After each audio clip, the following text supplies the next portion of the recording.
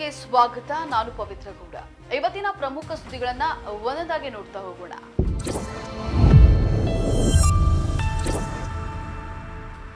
ರಾಷ್ಟ್ರ ರಾಜಧಾನಿ ದೆಹಲಿಯ 40 ಶಾಲೆಗಳಿಗೆ ಬಾಂಬ್ ಬೆದರಿಕೆ ಹಾಕಲಾಗಿದ್ದು, ಕಿಡಿಗೇಡಿಗಳು 30,000 ಅಮೆರಿಕನ್ ಡಾಲರ್ ಅಂದ್ರೆ 25,40,719 ರೂಪಾಯಿ ಹಣಕ್ಕೆ ಬೇಡಿಕೆಯನ್ನ ಇಟ್ಟಿದ್ದಾರೆ ಅಂತ ಹೇಳಿ ಪೊಲೀಸರು ತಿಳಿಸಿದ್ದಾರೆ.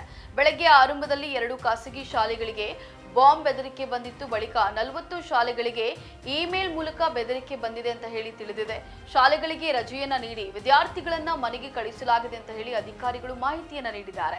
ಇಮೇಲ್ನಲ್ಲಿ ಶಾಲೆಯ ಕಟ್ಟಡದೊಳಗೆ ಅನೇಕ ಬಾಂಬ್ಗಳನ್ನ ಇರಿಸಲಾಗಿದೆ, ಎಲ್ಲವನ್ನ ಮರೆಮಾಚಿ ಇಡಲಾಗಿದೆ. ಈ ಬಾಂಬ್ಗಳು ಕಟ್ಟಡಕ್ಕೆ ಹೆಚ್ಚು ಹಾನಿ ಮಾಡೋದಿಲ್ಲ, ಆದರೆ ಜನರನ್ನ ಗಾಯಗೊಳಿಸಲಿದೆ. $30,000 ಹಣ ನೀಡದಿದ್ರೆ ನೀವೆಲ್ಲರೂ ಕೈಕಾಲು ಕಳೆದುಕೊಳ್ಬೇಕಾಗ್ತದೆ ಎಂಬುದಾಗಿ ಬೆದರಿಕೆ ಇಮೇಲ್ ಬಂದಿದೆ. ಅಗ್ನಿಶಾಮಕ ದಳದ ಅಧಿಕಾರಿಗಳು, ಶ್ವಾನದಳ, ಬಾಂಬ್ ಪತ್ತೆ ದಳ, ಸ್ಥಳೀಯ ಪೊಲೀಸರು ಶಾಲೆಗಳಿಗೆ ಆಗಮಿಸಿ ಶೋಧ ಕಾರ್ಯವನ್ನು ನಡೆಸಿದ್ದು, ಸದ್ಯಕ್ಕೆ ಅನುಮಾನಾಸ್ಪದವಾಗಿ ಏನು ಪತ್ತೆಯಾಗಿಲ್ಲ. ಹೆಚ್ಚಿನ ಪರಿಶೀಲನೆ ನಡೀತಿದೆ ಅಂತ ಹೇಳಿ ಪೊಲೀಸರು ತಿಳಿಸಿದ್ದಾರೆ.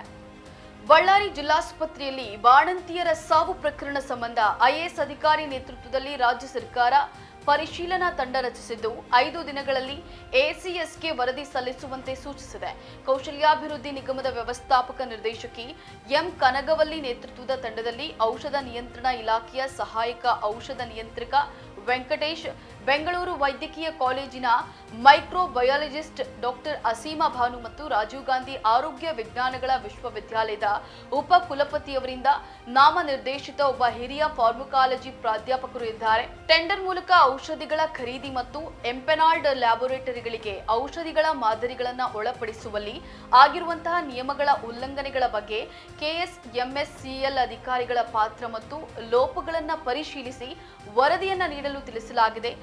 ಬೆಳಗಾವಿಯ ಧರ್ಮವೀರ ಸಂಭಾಜಿ ವೃತ್ತದಲ್ಲಿ ವಿಧಾನಮಂಡಲ ಚಳಿಗಾಲದ ಅಧಿವೇಶನವನ್ನು ವಿರೋಧಿಸಿ ಮಹಾಮೇಳವ್ಗೆ ಮುಂದಾದಂತಹ ಏಕೀಕರಣ ಸಮಿತಿಯ ಕಾರ್ಯಕರ್ತರನ್ನ ಪೊಲೀಸರು ವಶಕ್ಕೆ ಪಡೆದಿದ್ದಾರೆ. ಆರಂಭದಲ್ಲಿ ರಾಮಲಿಂಗ ಖಂಡ ಗಲ್ಲಿಯ ಎಂಇಎಸ್ ಕಚೇರಿಯಲ್ಲಿ ಕೆಲವು ಮುಖಂಡರನ್ನ ವಶಕ್ಕೆ ಪಡೆದಿದ್ದಾರೆ. ನಂತರ ಸಂಭಾಜಿ ವೃತ್ತಕ್ಕೆ ಬಂದಂತಹ ಕಾರ್ಯಕರ್ತರನ್ನ ವಶಕ್ಕೆ ಪಡೆದುಕೊಂಡು ಸ್ಥಳದಲ್ಲಿ ಬೆಗುವಿನ ವಾತಾವರಣ ನಿರ್ಮಾಣವಾಗಿದೆ.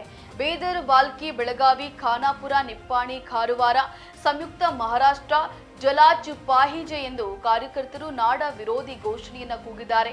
ನಮ್ಮನ್ನ ಮಹಾರಾಷ್ಟ್ರಕ್ಕೆ ಸೇರಿಸಬೇಕು ಅಂತ ಹೇಳಿ ಒತ್ತಾಯಿಸಿದ್ದಾರೆ. ಚಿಳಕವಾಡಿಯ ವ್ಯಾಕ್ಸಿನ್ ಡಿಪೋ ಸುತ್ತಲಿನ ಆವರಣ, ಎಂಇಎಸ್ ಮುಖಂಡರ ಮನೆ ಬಳಿ ಪೊಲೀಸರು ಬಿಗಿ ಭದ್ರತೆಯನ್ನ ಕೈಗೊಂಡಿದ್ದಾರೆ. ಹಲವು ಮಾರ್ಗಗಳಲ್ಲಿ ಬ್ಯಾರಿಕೇಡ್ ಅಳವಡಿಸಿ ಸಂಚಾರ ಬಂದ್ ಮಾಡಿದ್ದಾರೆ. ಸಾಗರ ಉತ್ಪನ್ನಗಳನ್ನ ರಫ್ತು ಮಾಡುವ ರಾಜ್ಯಗಳ ಪೈಕಿ ಕರ್ನಾಟಕವು 3ನೇ ಸ್ಥಾನಕ್ಕೆ ಕುಸಿದಿದೆ. ಲೋಕಸಭೆಯಲ್ಲಿ ವಾಣಿಜ್ಯ ಮತ್ತು ಕೈಗಾರಿಕಾ ಸಚಿವಾಲಯ ಸಲ್ಲಿಸಿದ ಮಾಹಿತಿಯ ಪ್ರಕಾರ ರಾಜ್ಯದ ರಫ್ತು ಪ್ರಮಾಣವು 2022ರಲ್ಲಿ 2,984 ಲಕ್ಷ ಟನ್ಗಳಿಂದ ಕುಸಿದಿದೆ. ಸಮುದ್ರ ಉತ್ಪನ್ನಗಳ ಕುಸಿತವು ಬರ ಮತ್ತು ಸಮುದ್ರದ ಉಷ್ಣತೆಯ ಹೆಚ್ಚಳಕ್ಕೆ ಕಾರಣವಾಗಿದೆ. ಇತರ 2 ಕರಾವಳಿ ರಾಜ್ಯಗಳಾದ ಗೋವಾ ಮತ್ತು ಕೇರಳ ಇದೇ ರೀತಿಯ ಕುಸಿತವನ್ನ ಕಂಡಿವೆ. ಆದಾಗ್ಯೂ ಮೊದಲ 2 ಸ್ಥಾನದಲ್ಲಿರುವ ಆಂಧ್ರಪ್ರದೇಶ ಮತ್ತು ಗುಜರಾತ್ ಸಮುದ್ರ ಸೀಗಡಿಗಳ ವಾಣಿಜ್ಯ ಕೃಷಿಯನ್ನ ದೊಡ್ಡ ರೀತಿಯಲ್ಲಿ ಕೈಗೊಳ್ಳುತ್ತಿರುವ ಮೂಲಕ ವಹಿವಾಟನ್ನ ವೃದ್ಧಿಸಿವೆ. ಭಾರತದ ಶತಕೋಟ್ಯಾಧಿಪತಿಗಳ ಸಂಪತ್ತು ಕಳೆದ 1 ವರ್ಷದ ಅವಧಿಯಲ್ಲಿ $42 ಏರಿಕೆ ಕಂಡು $905 ಶತಕೋಟಿ ತಲುಪಿದೆ. ಅಮೆರಿಕ ಮತ್ತು ಚೀನಾವನ್ನ ಹೊರತುಪಡಿಸಿದ್ರೆ ಭಾರತದ ಶತಕೋಟ್ಯಾಧಿಪತಿಗಳ ಸಂಪತ್ತು ವಿಶ್ವದಲ್ಲೇ 3ನೇ ಸ್ಥಾನದಲ್ಲಿದೆ ಅಂತ ಹೇಳಿ ಸ್ವಿಸ್ ಬ್ಯಾಂಕ್ ಯುಬಿಎಸ್ ವರದಿ ಹೇಳಿದೆ.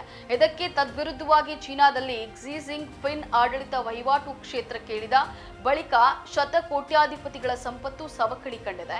ಕಳೆದ 10 ವರ್ಷಗಳಲ್ಲಿ ಭಾರತದ ಶತಕೋಟ್ಯಾಧಿಪತಿಗಳ ಸಂಖ್ಯೆ ದ್ವಿಗುಣಗೊಂಡು 2024ರ ಏಪ್ರಿಲ್ ವೇಳೆಗೆ 185ಕ್ಕೆ ಏರಿದೆ.